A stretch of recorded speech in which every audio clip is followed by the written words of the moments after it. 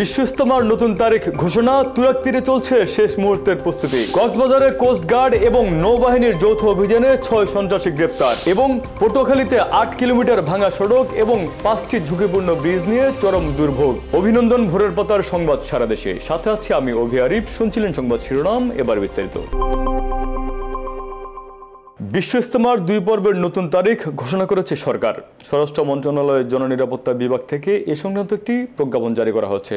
প্রজ্ঞাপন অনুযায়ী আগামী 31 জানুয়ারি থেকে 2 ফেব্রুয়ারি প্রথম পর্বের ইজতেমা টঙ্গী ময়দানে অনুষ্ঠিত হবে, আর দ্বিতীয় পর্বের ইজতেমা অনুষ্ঠিত হবে 14 থেকে 16 ফেব্রুয়ারি। বিস্তারিত থাকছে ডেস্ক রিপোর্টে।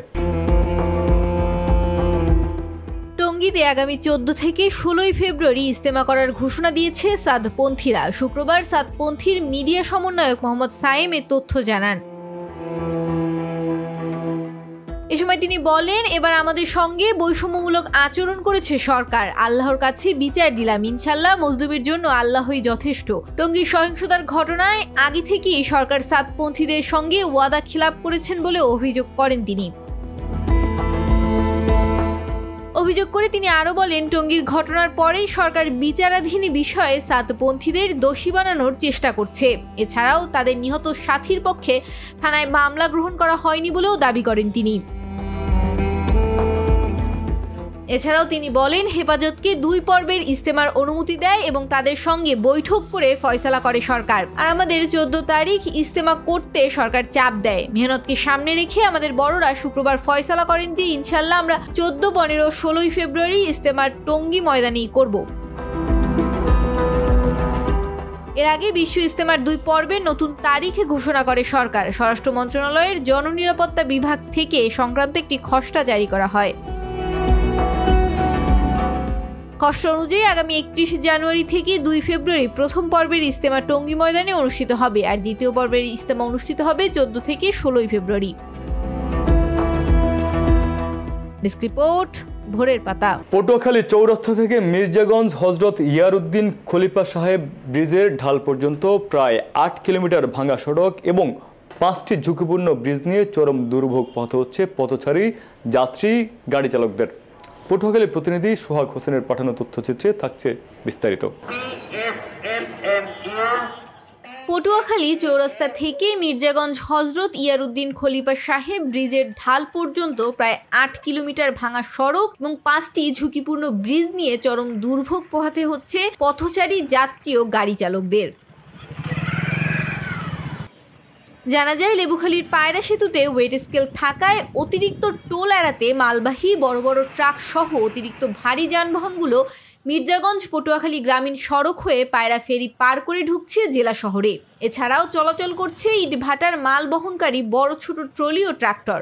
এতে সংস্কারের 1 বছর পার হতে না হতেই সড়কে সৃষ্টি হয়েছে বড় বড় গর্তের। ফলে চলাচল করতে গিয়ে অটোবাইক, ইচিবাইক, রিক্সা ও মোটরসাইকেল চালক সহ ছোট ছোট যানবাহনগুলো আটকে গিয়ে প্রায় ঘটছে দুর্ঘটনা। ফলে চরম দুর্ভোগ পোহাচ্ছেন পথচারী সহ অঞ্চলটির স্থানীয় বাসিন্দারা। তার জন্য এ জায়গায় ঝুঁকিপূর্ণ ব্রিজ আছে 3টা ঝুঁকিপূর্ণ ব্যাপারে। রাস্তা অনেক ভাঙ্গা চূড়া, যাতায়াত করতে অনেক অসুবিধা হইতেছে সবার জন্যই। একটা রাস্তাটা অতি তাড়াতাড়ি যদি মেরামত করার থাকে সেটা করুন।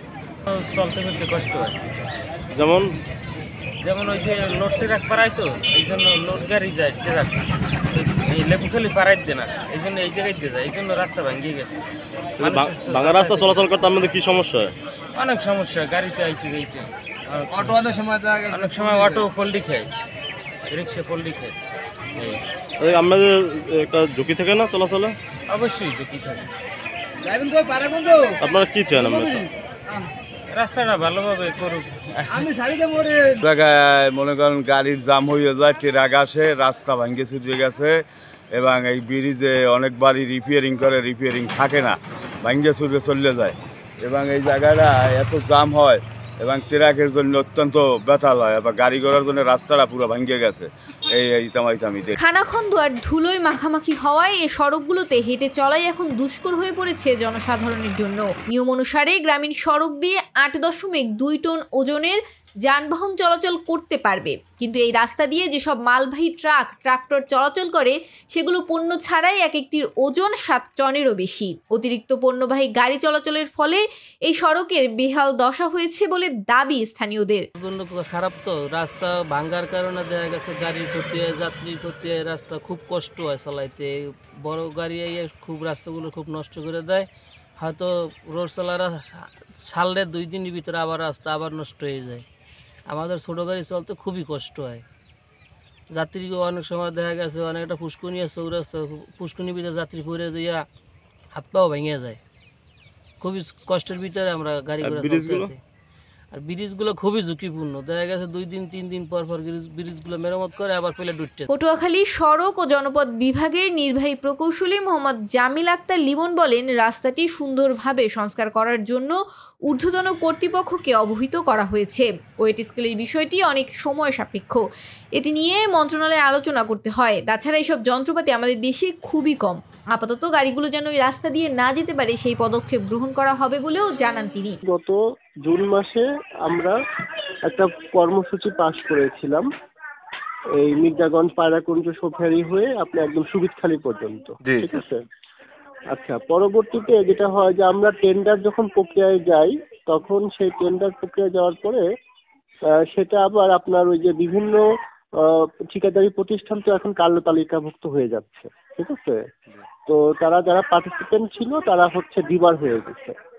ডিবার হয়ে যাওয়ার ফলে আমরা আবার এটাকে রিটেন্ডার চলে যেতে হয়েছে, ঠিক আছে।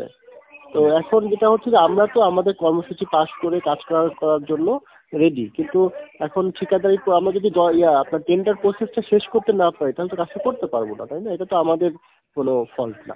মৌমিতা মৌ, ভোরের পাতা।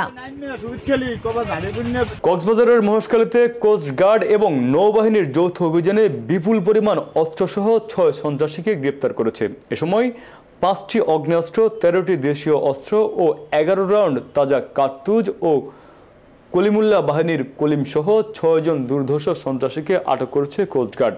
এর এক প্রেস বিজ্ঞপ্তিতে জানান, কক্সবাজারের মহেশখালী উপজেলায় ধলঘাটা এলাকায় সাধারণ জনগণের উপর কলিমুল্লাহ বাহিনীর নামক কুখ্যাত সন্ত্রাসী দল দীর্ঘদিন যাবৎ অস্ত্র প্রদর্শন করে জমি দখল, চাঁদাবাজি, সরকারি সম্পদ ধ্বংস সহ অন্যান্য অপরাধমূলক কার্যক্রম করে আসছিল। স্থানীয় লোকজন কোস্টগার্ডের শরণাপন্ন হলে উক্ত এলাকায় কোস্টগার্ড গোয়েন্দা নজরদারি বৃদ্ধি করে। গোয়েন্দা সূত্রে জানা যায়, কলিমুল্লাহ বাহিনীর সক্রিয় সদস্যরা মহেশখালী উপজেলার ধলঘাটা ইউনিয়নের মহরিগানা সংলগ্ন এলাকায় ডাকাতির প্রস্তুতি নিচ্ছে। প্রাপ্ত তথ্যের ভিত্তিতে শুক্রবার মধ্যরাত 3টায় কোস্টগার্ড এবং নৌবাহিনীর সমন্বয়ে উক্ত এলাকায় একটি যৌথ অভিযান পরিচালনা করা হয়। উক্ত অভিযানে যৌথ বাহিনীর মহেশখালী কুখ্যাত ও দুর্ধর্ষ ডাকাত দলের 6 সক্রিয় সদস্যকে 5টি দেশীয় অগ্নাস্ত্র, 12 রাউন্ড তাজা গোলা, 23টি দেশীয় অস্ত্র এবং নগদ 1,25,000 টাকা সহ আটক করতে সক্ষম হয়। উল্লেখ্য, গত 23 জানুয়ারি 2025 তারিখ মাতারবাড়ি কয়লা তাপবিদ্যুৎ প্রকল্পের নির্মাণাধীন এলাকায় চাঁদাবাজি করতে ব্যর্থ হয়ে ওই সন্ত্রাসীরাই নির্মাণ কাজে ব্যবহৃত যানবাহনে অগ্নিসংযোগ ঘটায় বলে জানা যায়। জব্দকৃত সকল আলামত সহ আটককৃত সন্ত্রাসীদের বিরুদ্ধে আইনগত কার্যক্রম প্রক্রিয়াধীন রয়েছে। দিনাজপুরের বিরলের এনায়েতপুর সীমান্তে আলামিন নামের এক বাংলাদেশি কৃষককে ধরে নিয়ে গেছে ভারতীয় সীমান্তরক্ষী বাহিনী। শুক্রবার উপজেলা 8 নং ধর্মপুর ইউনিয়ন এনায়েতপুর সীমান্তের শূন্যরেখা 323 নং পিলারের পাশ থেকে তাকে ধরে নিয়ে যাওয়া হয়। আলামিন দীপনগর গ্রামের আইজউদ্দিনের ছেলে। স্থানীয়রা জানান, সকালে এনায়েতপুর দীপনগর গ্রামে সীমান্তের শূন্যরেখা 323 নং পিলারের পাশে আলামিন নিজ জমিতে কাজ করছিলেন। এ সময় বিএসএফ সদস্যরা তাকে এসে ধরে নিয়ে ক্যাম্পে নিয়ে যায়। পরে তারা পরিবারের লোকজন বাংলাদেশের বর্ডার গার্ড সদস্যদের কাছে গিয়ে বিষয়টি জানান। তবে কি কারণে তাকে আটক করে নিয়ে যায় তা এখনো জানা যায়নি। সাভারে সড়কে শৃঙ্খলা ফেরাতে ঢাকা আরিচা মহাসড়কে অবৈধ অটোরিকশা বন্ধে অভিযান শুরু করেছে হাইওয়ে পুলিশ। শুক্রবার সকাল থেকে দুপুর পর্যন্ত ঢাকা আরিচা মহাসড়কে বিভিন্ন পয়েন্টে এই অভিযান পরিচালনা করেন সাভার হাইওয়ে থানা পুলিশের ওসি সাওগাতুল আলম। এ সময় হাইওয়ে থানা ওসি জানান, মহাসড়কে শৃঙ্খলায় ফেরাতে অবৈধ অটোরিকশা বন্ধে আমরা অভিযান শুরু করেছি। আইন অমান্যকারী অভিযানের বিরুদ্ধে যথাযথ আইনানুগ ব্যবস্থা গ্রহণ ও অবৈধ অটোরিকশাকে মামলা দেওয়া সহ এসব যানবাহন জব্দ করা হচ্ছে। সড়কে শৃঙ্খলা ফেরাতে এসব অবৈধ যানবাহনের বিরুদ্ধে নিয়মিত অভিযান অব্যাহত থাকবে বলেও জানান তিনি। খাগড়াছড়ি চট্টগ্রাম সড়কের মানিকছড়িতে পিকনিক বাস ও ট্রাকের সংঘর্ষে বাসের অন্তত 15 জন যাত্রী আহত হয়েছেন। শুক্রবার সকাল 10টায় উপজেলার তিনটহরি গুচ্ছগ্রাম এলাকায় এই দুর্ঘটনা ঘটে। পুলিশ ও স্থানীয়রা জানান, খাগড়াছড়ি পুলিশ লাইন স্কুলের 27 জন শিক্ষক কর্মচারী পারিবারিক পিকনিক চট্টগ্রামের উদ্দেশ্যে যাচ্ছিল। বিপরীত দিক থেকে আসা মালবাহী ট্রাকের সাথে বাসের সংঘর্ষ হয়, এতে 15 জন আহত হয়েছেন। পরে পুলিশ, সেনাবাহিনী ও স্থানীয়রা আহতদের উদ্ধার করে মানিকছড়ি উপজেলায় স্বাস্থ্য কমপ্লেক্সে ভর্তি করেন।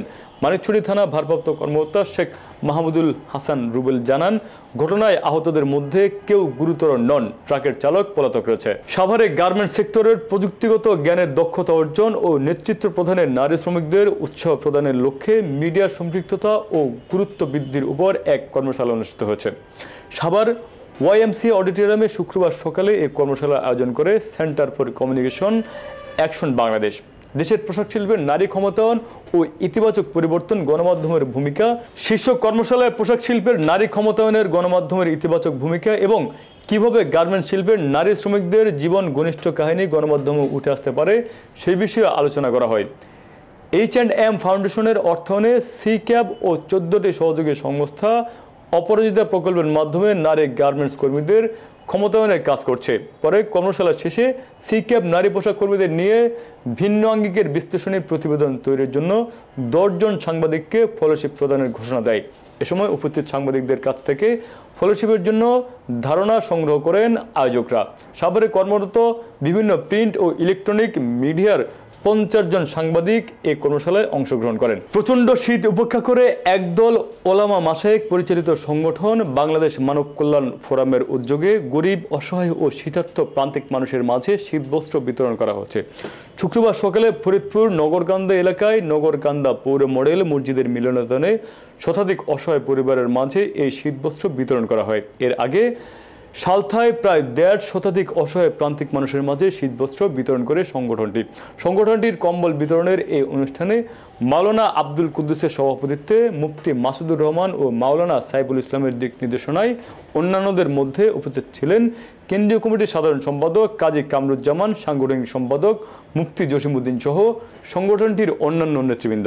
জমিয়তে ইসলামের ইসলাম বাংলাদেশ কুতুবপুর ইউনিয়ন শাখার আহ্বায়ক মাওলানা নাজমুল হাসান মাহফুজের সভাপতিত্বে সভায় প্রধান অতিথি হিসেবে উপস্থিত ছিলেন জমিয়তে উলামায়ে ইসলাম বাংলাদেশের নারায়ণগঞ্জ জেলা শাখার সভাপতি মুফতি মুনির হোসেন কাশেমি ও দারুস সুন্নাহ মাদ্রাসার মুহতামিম মাওলানা সাইদ আহমদ জোনায়েদ সহ জমিয়তে ইসলাম বাংলাদেশ ও হেফাজত ইসলামের নেতাকর্মীরা। এ সময় বক্তারা তাদের বক্তব্যে নারায়ণগঞ্জের বিভিন্ন সমস্যার কথা তুলে ধরেন এবং সেসব সমস্যার সমাধানে আলোচনা করবেন।